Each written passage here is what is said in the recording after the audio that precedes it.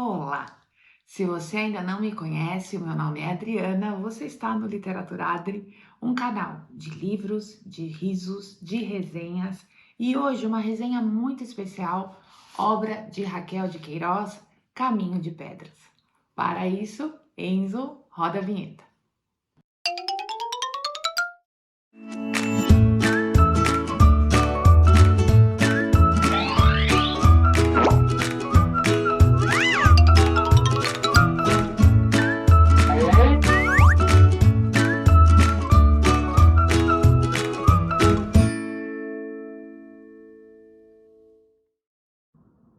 Olá! Amores, mais um livro daquela sequência de literatura feminina brasileira. Mais uma obra listada para o vestibular da FUVEST, mas calma, você que não vai prestar vestibular, não fuja. É uma história bem interessante que vai mostrar o percurso de uma mulher comum, tá? Uma mulher na primeira metade do século XIX. Então vamos pensar, mulher entrando no mercado de trabalho, mulher começando a questionar a sua relação com o seu parceiro, a sua relação dentro de casa, mulher que é mãe, aquela mulher que eu sempre falo, como nós, que empilhamos os pratos, né, equilibramos os pratos o tempo todo. Então é uma obra que é importante estar na lista do vestibular, mas por ser Raquel de Queiroz, eu vou falar da Raquel para nós aqui, por ser Raquel de Queiroz, primeira mulher integrante da Academia Brasileira de Letras, tá? Uma mulher muito importante das nossas letras, da nossa literatura. Então, por ser Raquel de Queiroz, é um livro interessante para todo mundo. Então, vamos lá sobre a Raquel. Aqui no canal, a gente tem um livro chamado As Três Marias, que traz uma história de três amigas, inclusive uma delas tem um traço autobiográfico esse livro. Uma delas traria uma vivência da própria Raquel de Queiroz no colégio interno. Então a gente já conhece um pouquinho da Raquel de Queiroz aqui no canal. Mas para quem está chegando agora, quem é a Raquel?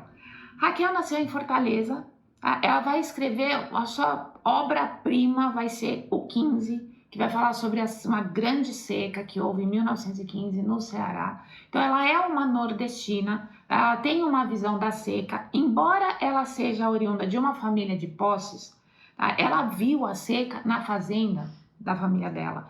Então ela não é uma retirante, tá? Mas ela observou o que aconteceu e trouxe isso para o seu texto. Além disso, né, romancista, contista, poeta, jornalista, então ela tem esse olhar muito forte sobre a realidade e nos apresenta essa realidade. Ela foi uma mulher muito vanguarda, assim, muito à frente do seu tempo, vivendo questões que, como eu falei aqui na abertura do vídeo, serão vividas pela protagonista do livro Caminho de Pedras, que é o livro sobre o qual a gente vai trabalhar. Falei da Raquel como primeira integrante da Academia Brasileira de Letras, também foi ganhadora do Prêmio Jabuti, ganhou o Prêmio Camões, que é aquele prêmio que laureia escritores de literaturas de língua portuguesa. Brasil, Portugal, países em África. No caso da Raquel, ela ganhou o Camões em 1993. Ela nasceu em 1910, então ela vai contar a história, falei do 15, obviamente é uma história que ela vai recolher, né, de depoimentos, e ela falece em 2003 no Rio de Janeiro. Ela se considerava, né, como uma mulher nordestina de Fortaleza, mas também uma mulher carioca, porque grande parte da sua vida ela vai passar no Rio. Sobre Caminho de Pedras.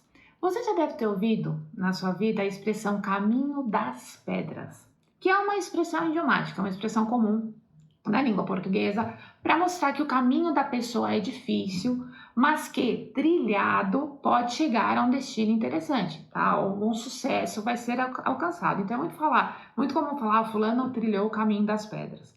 Aqui a gente tem essa outra construção, mas é mais ou menos a mesma coisa. A protagonista desse livro, que se chama Noemi, ela vai seguir um caminho muito difícil, mas muito mesmo. Ela terá muitas perdas ao longo dessa vida. Porém, o que ela vai alcançar no final é bastante condizente com aquilo que ela projeta, com aquilo que ela espera, que é uma mudança social. Mas as perdas pelas quais ela vai passar serão também muito duras, muito difíceis, como as pedras do caminho que ela vai trilhar. É um livro de literatura engajada. Então, o que a gente fala sobre a literatura engajada? É uma literatura que tem por objetivo também trazer uma crítica política, tá? Sugerir alguma mudança de mundo. E quando a gente pensa na primeira metade do século XX, olha quantas coisas houve. A gente tem a virada do século, que é sempre virada de século, sempre traz um abalo assim na mente das pessoas. A gente tem psicanálise aparecendo com Freud, niilismo aparecendo com Nietzsche. A gente vai ter Primeira Guerra, Revolução Russa, que é importante para essa obra. Revolução Russa. Depois a gente tem Segunda Guerra. Então é um momento todos são, mas é um momento muito cheio de mudanças. E quem está dentro, quem está próximo a essa intelectualidade tem acesso a essas mudanças na forma de pensar. Então isso vai aparecer nessa obra. A literatura engajada, ela traz essa denúncia, ela traz essas mostras, ela apresenta, às vezes, pontos de vista políticos e sociais com os quais a gente não concorda, mas que é importante para a gente perceber aquele momento histórico. Porém, quando eu falo literatura engajada, eu não estou querendo reduzir o livro. A história dessa protagonista, dessa Noemi, ela é muito importante. Essa construção psicológica das personagens. Lembrando que, falando dessa mulher, mas também estou falando de um livro que está numa lista de vestibular, que trabalha com muitas figuras femininas importantes. Então é importante conhecer a Noemi para perceber o diálogo que ela tem, por exemplo, com a Lia, de As Meninas, da Lídia Fagundes Telles. O diálogo que ela tem com as mulheres que aparecem no Canção para Ninar Menino Grande, da Conceição Evaristo, que são obras que a gente tem aqui. E esse diálogo é o que a FUVEST espera de nós, com certeza. Mas o que eu, leitor, espero, né, posso conseguir com essa construção das personagens? Também perceber, qualquer que seja o seu gênero, também perceber como funcionou essa mulher naquele momento histórico e compará-la com mulheres de outros momentos. Então a literatura engajada, ela traz esse retrato político, mas também vai construir essa figura social da mulher. Então vamos para a história. A Noemi, ela é casada com João Jacques e tem um filho, que é o Guri, tá? Não aparece o nome da criança, que é um menininho que deve ter uns 3, 4 anos, é um menininho pequeno. Um casamento que parece ser estável.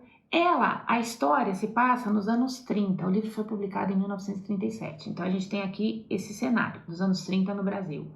Ela tem um emprego, ela trabalha numa loja de fotografias, como ela retoca, imagina o que hoje a gente vê na rede social do filtro, ela fazia mais ou menos isso, então tinha lá uma foto de uma mulher que aparece de uma maneira X e gostaria de aparecer de uma maneira Y, no lápis ou no pincel, no negativo. Isso é uma coisa assim que não faz parte, né, da sua vida, que já nasceu digitalizada, mas existiu. Vou colocar aqui para vocês o que é um negativo de filme, né? Dentro do laboratório de fotografia, depois que a foto aparece no negativo, é possível trabalhar essa foto antes de imprimir o papel. Então, o papel da Noemi era esse, o trabalho da Noemi era esse do detalhe, de melhorar a foto, de trabalhar naquilo que o cliente esperava. Havia situações, por exemplo, que o cliente ia lá e reclamava da revelação. E aí, o senhor Benevides, que era o dono desse laboratório, falava e a Noemi refazia, ajustava esse trabalho de detalhe lá dentro do laboratório de fotografia. Ela tinha uma amiga chamada Guiomar, que também trabalhava com ela no laboratório. Não era exatamente uma amiga íntima, era uma colega de trabalho, tá? Que vai aparecer aí em alguns momentos dessa obra. E o seu marido, João Jacques, ele tinha envolvimento com o Partido Socialista. Mas imagine assim, um intelectual envolvido com o partido, não tanto uma pessoa de pôr a mão na massa, não era um operário. Porém, ele conhecia essas outras pessoas que faziam parte ali do grupo, que eram ligadas à classe trabalhadora. Então, ele mais intelectualizado, tinha o pessoal que trabalhava, e virá, já logo no comecinho da história, um rapaz do Rio de Janeiro, um jornalista chamado Roberto, que vem para fazer com que o partido se fortaleça ali em Fortaleza. Então, a vinda do Roberto é para fortalecer esse partido político, pensando em mudanças sociais. Aí você fala, Adriana, é um livro panfletário? Panfletário no sentido redutor, tá? De dar um recado sobre o socialismo? Não. Mas ele é, sim, uma obra que tem esse cunho socialista, pensando nas necessidades de mudanças sociais naquele momento. Não faça uma leitura anacrônica. Eu preciso falar isso porque a gente está num mundo tão polarizado que as pessoas veem ou isso ou isso é aquilo e negam outras possibilidades. Não existe o cinza, ou é branco ou preto, e não existe assim um espaço de reflexão necessário, nada mais do que possível, é necessário. Então não leia esse livro com um olhar apenas com um olhar atual, que demoniza os dois polos, ou apenas joga as pessoas em dois polos e um demoniza o outro. Tá? Faça essa leitura pensando naquele momento, ou a questão programática engajada do livro, mas também a figura dessa mulher. Então, voltando, o Roberto, ele é um jornalista e vem aqui engrossar as fileiras, né, do Partido Socialista, desse trabalho pelos operários em Fortaleza. Noemi é mulher de um indivíduo que faz parte do partido, mas ela também é uma trabalhadora, né? Trabalha no laboratório. Ela é uma mulher que tem uma comadre que cuida do filho dela, que cuida do guri para poder trabalhar. Ela cuida da sua casa. Então a gente tem essa mulher, como eu falei, multifacetada aparecendo, e tem essa situação de momento, de necessidade política, de se fazer alguma coisa pelas pessoas, pelos operários, pelos que trabalham, pelas pessoas que não têm postos de comando, né, que não são ligadas à intelectualidade, como eu falei, embora o marido dela fosse, mas não é isso que é o grosso daquele grupo. Bem, a Noemi, ela começa a participar das reuniões, junto com o marido, às vezes sem o marido. Existe um rapaz de Fortaleza chamado Felipe, que também tem cargo de organização dentro do partido. E ele é muito amigo da Noemi. E ele é muito amigo de outras pessoas. Tem uma moça chamada Angelita, a história da Angelita é interessante. O Felipe está tentando reorganizar com a vinda do Roberto o trabalho do partido lá em Fortaleza. E ele vai atrás da Angelita. Aí a Angelita fala, mas será? Ele fala, vamos, seu papel é importante, você precisa voltar, a gente precisa fazer as coisas funcionarem em prol dos trabalhadores e tal. E a Angelita fala, mas o Assis, é o marido dela, o Assis, ele ficou preso há muito tempo. E ele ficou preso sem julgamento, sem entender o que estava acontecendo. E ele está com todo esse trauma da prisão, ele não quer mais participar. E aí o Felipe diz, mas é importante que você venha, Angelita, é importante que você volte, até para que aquilo que o Assis passou tenha algum sentido, né? Não se perca na história. E aí a Angelita começa a participar de novo das reuniões. Então a gente tem esse pano de fundo, que é a questão política, mas a história da Noemi, né? Falei dela equilibrar pratos, dela ser multifacetada, de tudo isso estar acontecendo. A Noemi, ela tem um bom relacionamento com o marido, a gente não os vê brigando.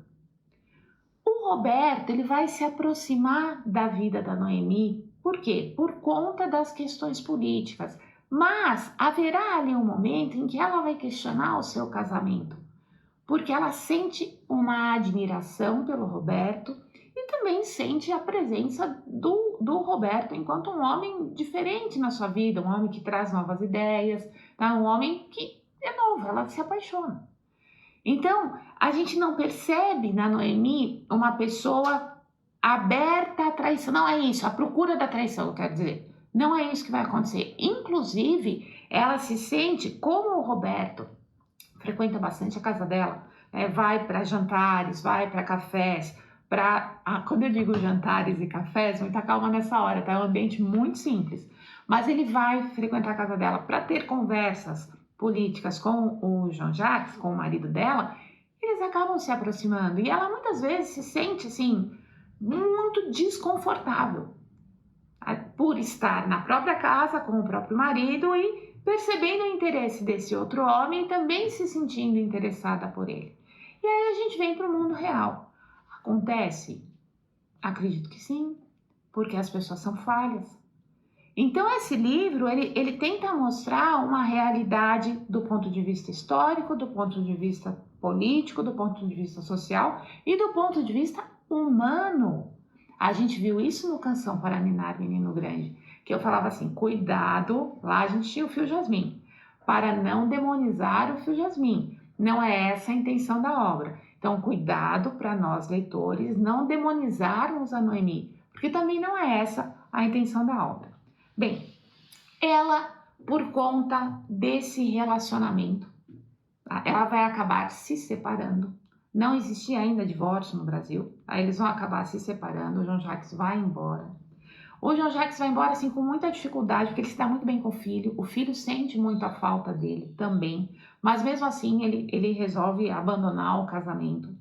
A Noemi, por conta de assumir o relacionamento com o Roberto, ela vai perder o emprego, porque afinal, uma mulher desquitada, né? Como que isso pode acontecer? Uma mulher separada, uma mulher mal vista, então o marido foi embora, ela se aproximou de outra pessoa. O filho vai sentir essa saudade do pai, gosta do Roberto, mas sente saudade do pai, então ela sente dor pelo filho. Ela perde o emprego porque ela passa a ser uma pessoa mal vista. Então perceba que por esse caminho cheio de dificuldades, a Noemi está perdendo coisas, ela está perdendo a estabilidade da vida dela, ela está perdendo a estabilidade dela como pessoa. Até que o menininho vai ficar doente. E as cenas que mostram esse menininho doente se assemelham, isso não é dito, a palavra não é dita no livro, a ataques epiléticos, sabe? Picos de muita febre, o menininho se debate muito, e isso vai acontecendo, e ela vai percebendo o filho, o guri, escorrendo das mãos dela. E ela não consegue fazer nada. Tem um médico que assiste, que vai até a casa dela, que ajuda e tal, e ela vai acabar perdendo esse menino. Quando ela manda a notícia para o pai, ela vai receber um telegrama de um pai desarvorado, né? Lembra que o João Jacques está no Rio, ele não volta, e aí a gente tem um hiato no tempo. Tá? O hiato no tempo porque até agora a história veio cronológica, aí a gente vai ter um salto. E nesse salto, então já se passou um período de que o menininho morreu, ela já está separada há algum tempo, vão aparecer ela e Roberto, ela entregando panfletos do partido e o Roberto junto. E eles começam, a perseguição aos socialistas acaba se acirrando nesse período. E aí eles percebem que estão sendo seguidos numa rua, o Roberto vai ser preso, ela só não é presa pela situação em que ela está, e aí a gente vai perceber que ela está grávida. E do Roberto, ela não mais terá notícia. Então, no desfecho do livro, o que a gente tem? Tem uma Noemi acabada? Não tem. O que a gente espera é isso, né? Uma pessoa que perdeu tudo, mas não tem. A gente tem uma pessoa que está grávida, mas que continua se esforçando, continua trabalhando, acaba assumindo empregos que teriam menos retorno monetário, mas era o que ela conseguia trabalhar, porém ela não desanima. Por quê? Porque ela é, sobretudo, mulher. Essa ideia da mulher forte, da mulher que aguenta, da mulher que suporta a adversidade e que consegue caminhar, ainda que sobre pedras, para um objetivo que vai ser positivo no final, é a construção da Noemi. A estrutura do livro, por ser uma história de literatura engajada, ou seja, mais importante do que a forma é o que se diz, é uma estrutura que tem que ser simples. Um narrador onisciente, o espaço físico que é Fortaleza e um tempo cronológico com esse pulinho no tempo que eu falei para vocês, mas sempre caminhando, tá? Sempre indo para frente. Por que a estrutura tem que ser simples? Para que a mensagem de cunho engajado, político, construção da mulher, para que essa mensagem chegue com clareza ao leitor. Então a estrutura obrigatoriamente vai ser simples, mas não reduza, de novo, não reduza o livro a um mero questionamento político. Aperceba-se de que a Noemi, ela é uma representação de todas nós. É uma representação de todas essas mulheres sobre as quais eu venho falando para vocês aqui nesse século XX, sobre a Marta, por exemplo, do Memórias de Marta, que apareceu aqui também, que está nessa lista, uma mulher que consegue modificar a vida pela educação. Então a gente tem essas várias mulheres aparecendo, e a Noemi é uma delas. E juntas, todas são faces desse feminino que ainda hoje luta muito para ter o seu espaço respeitado na sociedade em que a gente vive. Ok? Então hoje a nossa mensagem é essa, gente. Caminho de Pedras, da Raquel de Queiroz, mais uma obra, né, que está aqui no nosso Literatura Best, mas que é uma representação da literatura brasileira, mais uma Raquel no nosso canal, e que vem trazer esse universo feminino tão multifacetado para nós. Ok? Então, agora os pedidos. Dê seu like nesse vídeo, inscreva-se no nosso canal, acione o sininho das notificações para ser avisado dos próximos vídeos, mande-me perguntas, essas relações que a gente faz com relação a essa literatura que vem sendo cobrada na FUVEST, essa literatura feminina e sobre mulheres, mandem-me perguntas. Eu adiantei no vídeo da semana passada que eu vou trazer as questões do adultério feminino em Madame Bovary, em O Primo Basílio e Ana Karenina, que são a perspectiva anterior a desse momento. Então você pode pensar, nossa, mas eu li livro tal que mostra o adultério e uma mulher que se desfaz. Os finais de Luísa no Primo Basílio, Ana no Ana Karenina e Emma no Madame Bovary serão finais trágicos. O final da Noemi não é. Nossa, Adriana, ela perdeu tudo. Sim, mas ela perdeu tudo, porém ela não se perdeu. Ela continua e continua lutando e buscando coisas melhores. Então converse comigo. Então, vamos lá de novo. Dê seu like, inscreva-se no canal, acione o sininho das notificações para ser avisado, comente aí, vamos conversar nos comentários e compartilhe esse vídeo, tá? Para que o nosso canal cresça, essas mulheres maravilhosas, sofridas, mas fortes, cheguem a mais gente. Um grande beijo, obrigada e até os próximos vídeos. Tchau, tchau.